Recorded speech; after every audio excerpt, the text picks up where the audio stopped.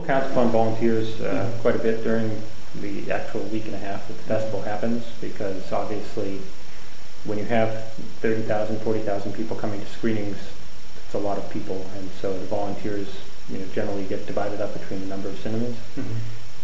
And they help with everything, from logistics to making sure that, when audiences are let out, they know which way to go. And, again, it's something where we get a lot of volunteers to come back year after year because they really enjoy being part of the festival. They want to not only be able to see some of the films, but get a bit more involved. And it can be a stepping stone. I think some of the people that work for the festival now originally started out as volunteers, did it for a few years when they were students, and then started working for the festival eventually. So in addition, the festival, when we have screenings on particular topics, we try to put together panel discussions and debates. And so often we're getting a lot of help. Again, it's not strictly voluntary, but we have people that are giving their time to speak about particular issues after these films. And again, it's another way in which people could get more involved because of the festival, because they find out about what other NGOs are doing around particular issues, whether it's something like DUHA, the Czech Friends of the Earth, which pretty much we've worked with for several years now as far as our ecological and environmental programming. Or this year we're working with Transparency International, which is a very well-known international group looking at corruption and transparency and accountability within government. And so each year we try to pull in these organizations, and again, it's another way in which regular people, whether it's students, journalists, activists, can find out who's doing what and how they could potentially get involved. I mean, again, I think with my background in human rights and also in educational work, I mean, I think for me I've had a goal of just wanting more and more people to become aware of the issues that are happening in the world, because, especially in the United States, sometimes it's amazing how much people don't know about what's going on in the rest of the world, or how different conditions are, not that far from the United States, or sometimes even within the United States. And so, I mean, I think that would be my main kind of mission within, the festival, or even just in general, is that I want people to be engaged on multiple levels with what's happening in the world, and to feel like they should get involved, help be part of the solution for some of these issues, whether it's poverty or discrimination or massive human rights violations that have no place in the modern world. But none of that will happen if people don't even know these things exist or that they're going on.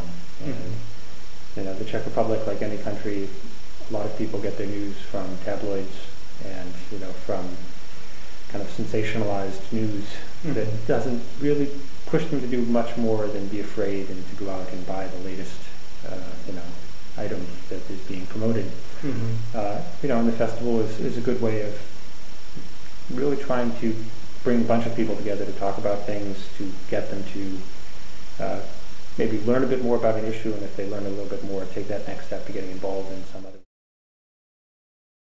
Gladwell had a very kind of interesting critique of new media in the New Yorker. I think now it's probably about 3 months ago, basically complaining that it was activism light, that it allowed people to feel like they were getting involved because they clicked the like button on Facebook, and that no matter how many people, joined groups like Monks for a Free Burma or something like that, it didn't change the fact that the, military junta crushed the protests and imprisoned thousands, killed an untold number.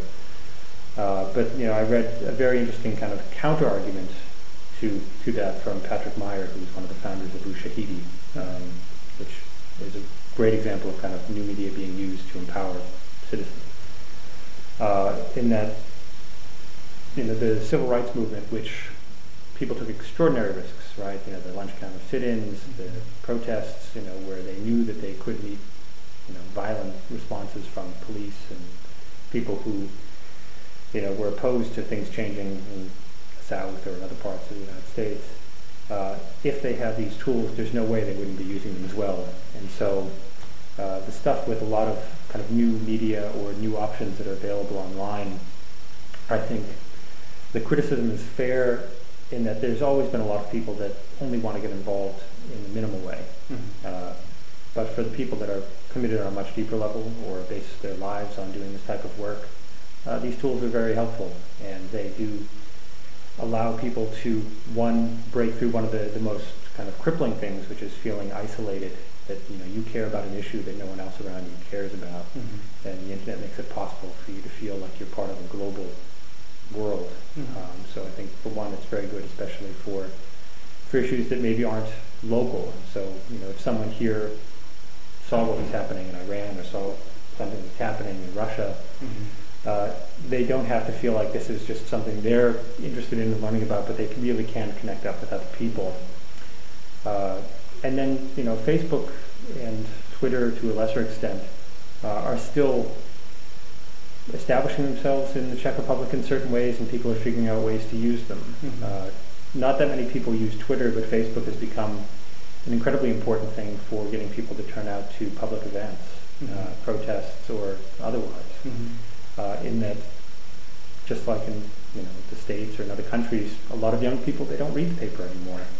And so a lot of the traditional mediums that people use to kind of get word out about a particular event happening or a protest or a festival,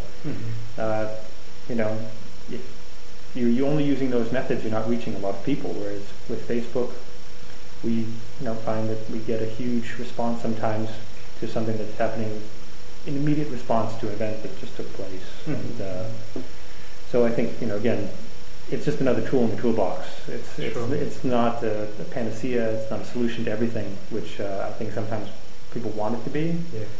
But at the same time, it's an important new way for us to reach people. It's an important new way to put pressure on dictators or people that are violating human rights. And so, again, when it comes to injustice, you try to use every tool you can to fight against it, right? So new media and these kind of social networking tools are great, but it's like anything. It all depends on how they're used and what the ultimate goal being sought at. I mean, I think the thing that's great about the European Union is that there's stuff like the Erasmus program, which allows students to live in other countries, learn other languages, in a kind of immersion environment. And I think that, first of all, it's great when people have that impetus that they want to get involved and they want to change things. And so there's a tremendous range of possibilities. So they should really think about what area they want to work in, what area they feel like they have the most to offer. And so, once they take that first step and kind of narrow down the list, because it can be overwhelming, basically the amount of options that, if you want to volunteer. But, I think also they should basically be willing to, do things a little bit, I'm trying to think of the best way to phrase it is, if they can't plan it all. I mean, I know, for instance, there's a lot of organizations that try to package this stuff. If they wanted to, say, get involved in an international NGO, they would basically work with a local organization that will find them, an NGO in another country. And that's important, but the thing is they could do a lot of this stuff on their own, cut out the middleman, possibly have a much more profound experience because it wouldn't be something that was so packaged. But there's never going to be a shortage of volunteering opportunities if people have a sincere interest, and especially when people are younger, if they're students, they've got the time to kind of really explore these things. They can travel. They have a lot of options. It might become more difficult as people get older and have families and have professional commitments. It might make it a little bit more difficult for them to kind of drop things at a short notice and go somewhere. And just to be open to those possibilities, because you never know what might happen. When I went to Guatemala, I thought I was going for 4 months, and I ended up being there for 2 years. And I think that there's a number of people in the organization, like People in Need, that they came, they thought maybe, okay, well, this will be my first job, and I'll be here for a year, and now they're here 5 years, 6 years.